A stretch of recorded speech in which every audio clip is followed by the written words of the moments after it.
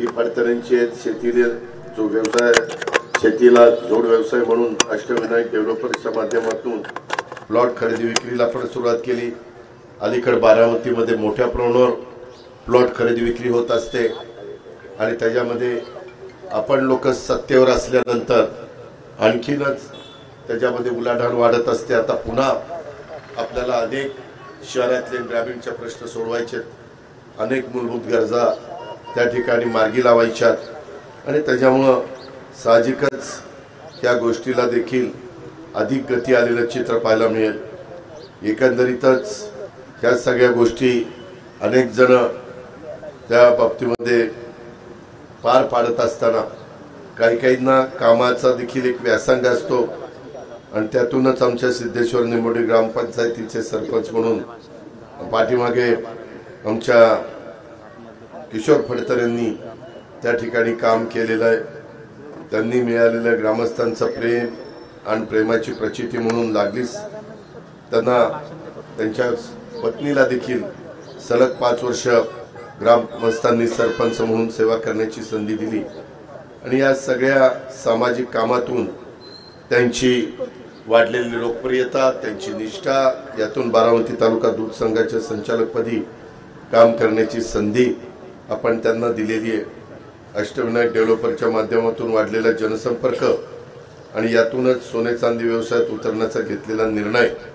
परंतु मला किशोर फडतरेंना सांगायचं की असे व्यवसाय हे नेहमीच रोखीमध्ये असले पाहिजेत, कारण त्याच्यातून बरेच जण कुठेतरी काहीतरी वेगळं करायला जातात, धंदा वाढवायला जातात, परंतु जर रोखीचा व्यवसाय केला नाही तर अडचणीलाही सामोरं जायला वेळ लागत नाही आणि त्याच्यामुळे ती गोष्ट फडतरे परिवारांनी लक्षामध्ये ठेवावी आणि अतिशय चांगल्या पद्धतीनं जसं चंदू काका सराफांचं शुद्ध सोनं, अतिशय चांगलं सोनं ह्या पेढीमध्ये मिळतं असा नावलौकिक महाराष्ट्रात अनेक ठिकाणी पाहायला मिळाला आणि तशाच पद्धतीची ओळख ही अष्टविनायक ज्वेलर्सच्या बाबतीमध्ये घडावी ही अपेक्षा या निमित्तानं व्यक्त करतो।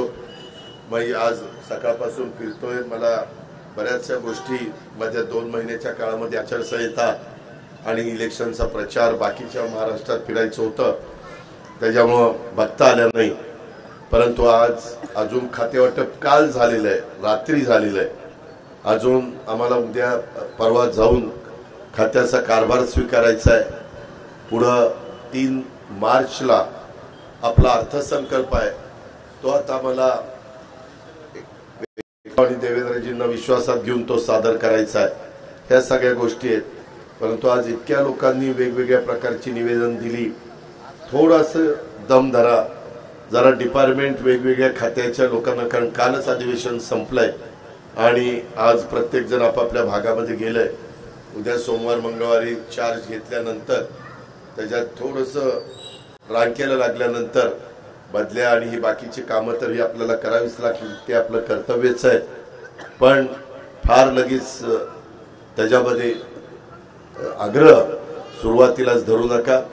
एकदा व्यवस्थितपणे सेटअप बसल्यानंतर मी थोडंसं यावेळेस माझ्या ऑफिसची पण पद्धत काही प्रमाणामध्ये बदलणार आहे। इथल्याही ऑफिसमध्ये जरा जास्तीचे अधिकारी नेमून एक सेक्टर या गरिबांना नीटपणे औषध उपचार देण्याच्या संदर्भामध्ये, सार्वजनिक कामाच्या संदर्भात अशा वेगवेगळे तिथं सेक्टर करून जरा अधिकारी तिथं त्या ठिकाणी नेमणार आहे, जेणेकरून सगळ्यांना त्याचा फायदा झाल्याशिवाय राहणार नाही।